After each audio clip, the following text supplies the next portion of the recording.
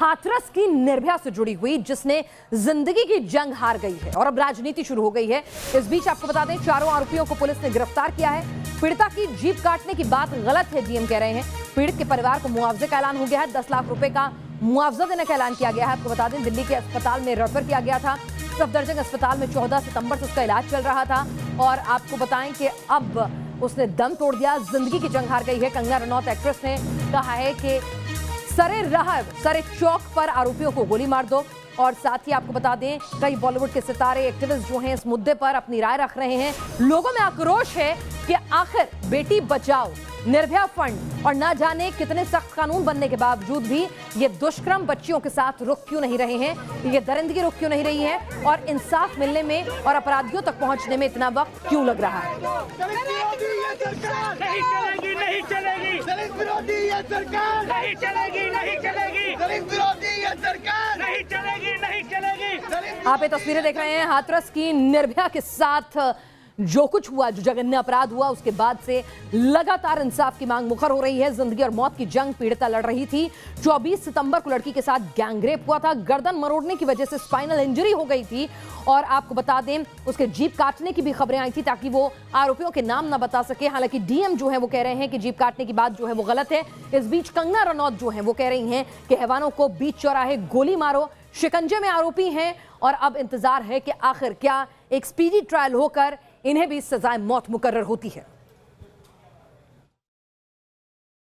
पीड़िता के बयान के आधार पर गैंगरेप की धारा उसमें 376D उसमें बढ़ाई गई और पीड़िता ने जो पहले एक अभियुक्त था, उसके अलावा तीनों अभियुक्त के नाम बताए। उसमें से एक अभियुक्त को 22 को उन्होंने नाम बताए और 23 को हमने एक अभियुक्त को गिरफ्तार किया गया। फिर इसके बाद हमने 25 को दूसरा अभियुक्त गिरफ्तार किया और 26 को तीसरा अभियुक्त गिरफ्तार किया। इस प्रकार चारों अभियुक्त गिरफ्तार करके जेल भेजे जा चुके हैं और 28 तारीख को परिवार से सहमति के उपरांत उसको सफदरजंग हॉस्पिटल दिल्ली रेफर किया गया, जहां पीड़िता की आज सुबह मृत्यु हो गई, जो बड़ी दुख की बात है।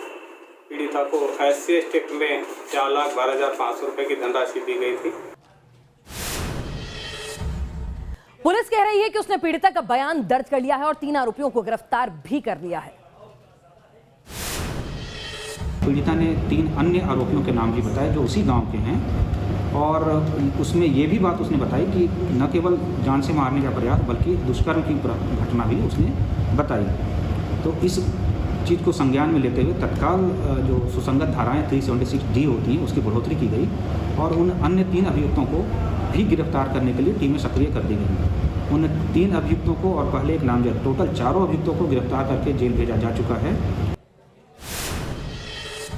और आपको बता दें, हाथरस पीड़िता के भाई अपनी बहन के इस दुनिया से यूं चले जाने और उसके साथ जघन्य अपराध से आहत है। क्या कुछ वो कह रहे हैं, आइए आपको वो भी सुनवाते हैं। उन्हें शुरुआत से अच्छा इलाज दिया जाता तो आज वो ठीक हो जाती, ना कि उन्हें पहले से ही नॉर्मल वार्ड में डाल के रखा था। और उन्हें स्टार्टिंग से एक तो ऑक्सीजन की बहुत ज़्यादा ज़रूरत थी, सांस शुरुआत से ही वो अलीगढ़ में इलाज ठीक से नहीं हो पाया। 22 तारीख तक कोई अच्छा इलाज नहीं दिया गया। नॉर्मल वार्ड जो है ना उसमें डाल रखा था। और सफदरजंग में कैसा इलाज हुआ, क्योंकि रविवार से तो यहीं पर थी आपकी बहन? रविवार कल लाए गए हैं जी, 1:30 बजे के समथिंग यहाँ पे आए हैं हम और इन्हें लाया गया। तो एक तो हॉस्पिटल की तरफ से, अलीगढ़ हॉस्पिटल की तरफ से रिपोर्ट्स पूरी नहीं दी गई थी, 1-2 कम दे दी गई थी, उसकी वजह से काफ़ी हंगामा हो रहा था और पुलिस कर्मियों से बात कर रहे थे वो लोग। यहाँ पर ठीक इलाज हुआ है, दिल्ली में ठीक इलाज हुआ है क्या? अलीगढ़ जैसा ही रवैया था? नहीं, डॉक्टरों के जरिए मतलब थोड़ा गलत व्यवहार किया गया हमसे पहले। जी, एक बार हमसे बात हुई तो उन्होंने बोला कि हम इन्हें फर्स्ट फ्लोर पे ICU में एडमिट कर रहे हैं। जब दोबारा मेरे बड़े भाई हैं उन्हें मिलने के लिए बुलाया तो उनसे गलत व्यवहार किया। उनसे प्रशासन के रवैये को कैसे देखते हैं कि जो आरोपी थे वो उस वक्त तो भाग गए थे, फिर उसके बाद किस तरीके से आप देखते हैं?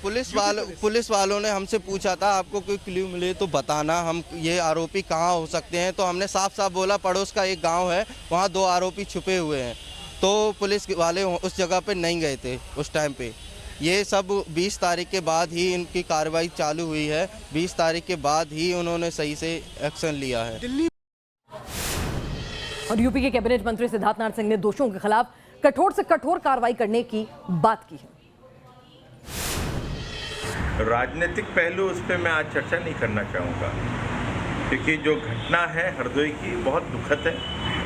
हमारे मुख्यमंत्री जी भी बहुत दुखी हैं और पूरी की पूरी सरकार उस परिवार के साथ संवेदना प्रकट भी कर रही है। लेकिन जब ये घटना हुई और उनके भाई, पीड़िता के भाई ने जब पुलिस स्टेशन गए तो एफआईआर तुरंत दर्ज हुआ और कार्रवाई भी तुरंत हुई।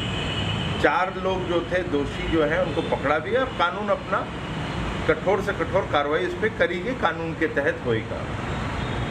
सरकार की तरफ से इसमें कोई ये नहीं कहना चाहिए कि मुआवजा, मगर सरकार की तरफ से दिया जाता है 10 लाख रुपये, वो भी दिया जा रहा है। सरकार की तरफ से परिवार वाले चाहते हैं कि जो बॉडी है उनको जल्द से जल्द दिलवा दी जाए, तो सफदरजंग अस्पताल में दिल्ली में बातचीत करके वो भी करवा रहे हैं। तो जो कुछ कर सकते हैं सरकार इस पर कर रही है, मगर एक बात ज़रूर है कि ये घटना दुखद है और जिन लोगों ने ये कार्य करा उनको बख्शा नहीं जाएगा। कानून के तहत उन पर बहुत कठोर से कठोर कार्रवाई होगी।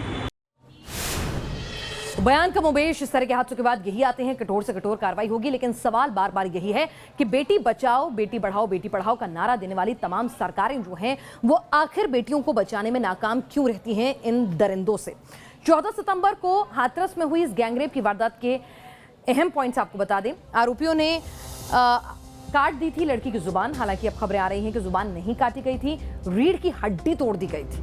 आप सोचिए कि पहले एक दरिंदगी को अंजाम दिया, उसके बाद किस तरह की विभत्स हरकत की।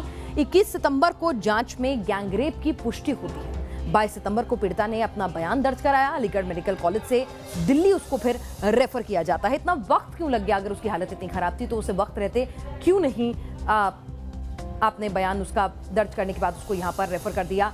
सुबह करीब 4 बजे पीड़िता ने दम तोड़ दिया और 15 दिन के संघर्ष के बाद ये मासूम जिंदगी की जंग हार गई। पुलिस ने गैंगरेप की घटना पर दर्ज किया था छेड़खानी का मुकदमा। पुलिस भी सवालों के घेरे में है। पुलिस 4 आरोपियों को अब तक गिरफ्तार कर चुकी है और लापरवाही का आरोप पुलिस पर लगा है कि शुरुआत में आपने छेड़खानी का मुकदमा क्यों दर्ज किया था, तुरंत मेडिकल करा के आपने इस रेप का मामला, गैंगरेप का मामला क्यों नहीं दर्ज किया था। और आक्रोश है हर जगह। आगरा में प्रदर्शन हो रहा है, दिल्ली में प्रदर्शन हो रहा है, वाराणसी में प्रदर्शन हो रहा है। जाहिर सी बात है कि राजनीतिकीकरण मामले का जरूर होता है। सरकारें आती हैं, सरकारें जाती हैं, लेकिन फिर भी निर्भया के नाम पर, बेटियों के नाम पर हजारों करोड़ के फंड्स बनते हैं। दरिंदगी यूं ही जारी रहती है, फिर चाहे वो 5 महीने की मासूम हो या फिर 50 साल की अधेड़ उम्र महिला।